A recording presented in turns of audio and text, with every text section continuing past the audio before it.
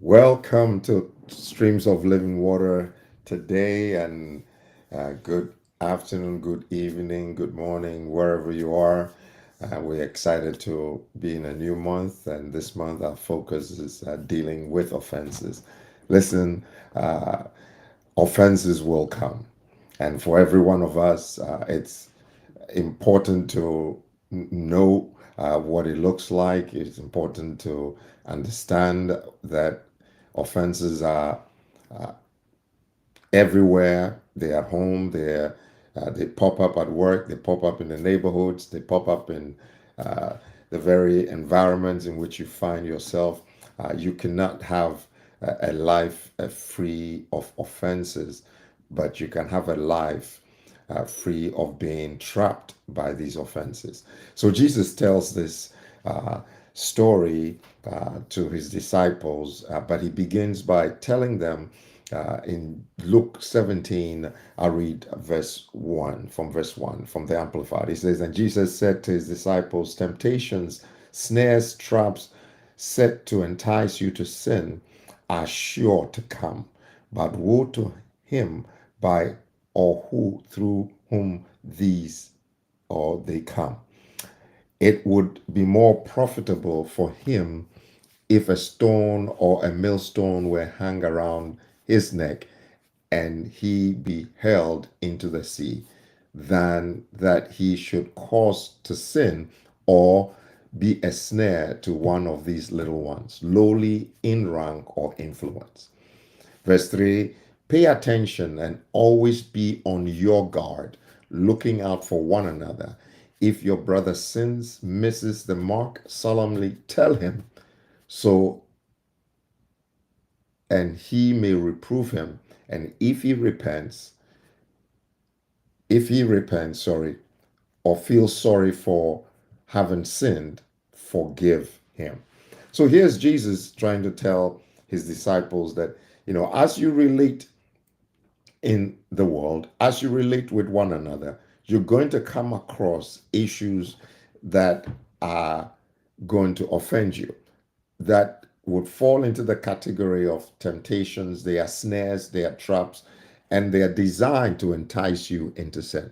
And when they come your way, you must be aware of it and know that it's not designed to help you. All right.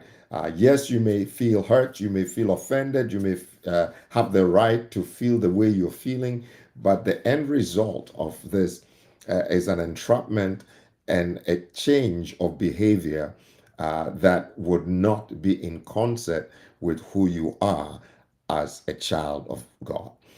And he also makes this assertion that it's going to be coming from people who are close to you. So the example he gives is that, pay attention, be on guard for one another. Then he uses the example of when your brother sins against you. All right. So it's easy for you to overlook an offense, or when someone does uh, you something that is not right or just, and they are not related to you, or you don't really know them. But it gets deeper when it's coming from someone who's close to you. So the enemy loves to go that route. All right, it's easier to get us trapped when the trap is concealed. And how best to conceal it uh, through those situations that are close and dear to you. And Proverbs 19:11, it says that it's to the glory of a man or a woman of to overlook an offense. So your glory is given an occasion to express itself when you have the ability to overlook an offense. Listen, you can choose. You can choose either to step into the glory or to be trapped. All right. These offenses are not benign issues. And some of us bear testimony of offenses that have been kept for years. As a matter of fact, we see that most of the most atrocious wars usually are fought by people who are closely related. People who are neighbors. A lot of the court cases that are very bitterly fought are from people who once were in relationships. So, people who worked in the same organizations, people who were married, people who were neighbors, all right? And it becomes a battlefield if we don't have an understanding of it. So, today we want to take note of the fact that we're not going to have offense-free environment, but we can become those that we do not get consumed and trapped by these offenses. And sometimes, the offenses come by way of where we work. So you hear people talk about family hurt. You hear people talk about neighborhood hurt. You hear people talk about uh, um, uh, political hate. You hear people talk about church hate, and all the time it's all within or being hurt in school. It's all within close quarters. You don't hear people talk about hurt in the park. You don't hear people talk about party hate. You don't hear people talk about hate at the beach. All right. But it all is within relations or atmospheres or environments that foster closer relation. So today we want to make up our minds that if God has made provision, that we are able to overlook offenses, we're able to escape these traps, then we receive that grace, that wisdom, the ability from God to walk in that. Jesus is said to have overlooked the shame, overlooked the offense because of the glory that was set ahead of him. He endured the process. Listen, it's impossible for me to live without offense, but it's possible for me to overlook it. So today, receive the wisdom and the knowledge and the understanding that you can overlook it.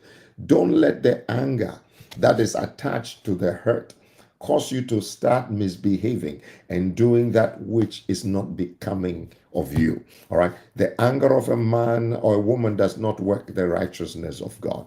Listen, your hurt is not an excuse to become belligerent. It's not an excuse to sin. It's not an excuse to bar yourself from the things that are designed to bless you. Don't let an offense make you isolate yourself and become a recluse. The enemy is attempting to trap you. Today, I declare that you will not be trapped. You will no longer be held hostage by the past. It's time to let go.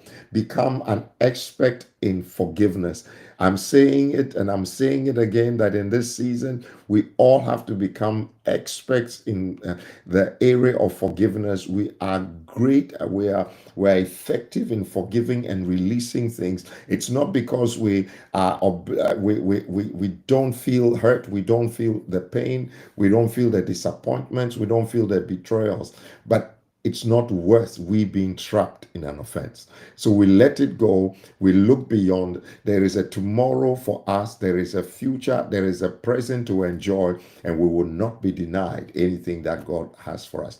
Therefore, today I bless you with the understanding that you will not be entrapped, and every trigger that has seemingly eluded you and made you become a scapegoat and made you become ensnared, we declare today that you begin to have a clarity and understanding even as we navigate throughout this month, knowing that God has given us the ability to overlook the offense. So may the Lord bless you today.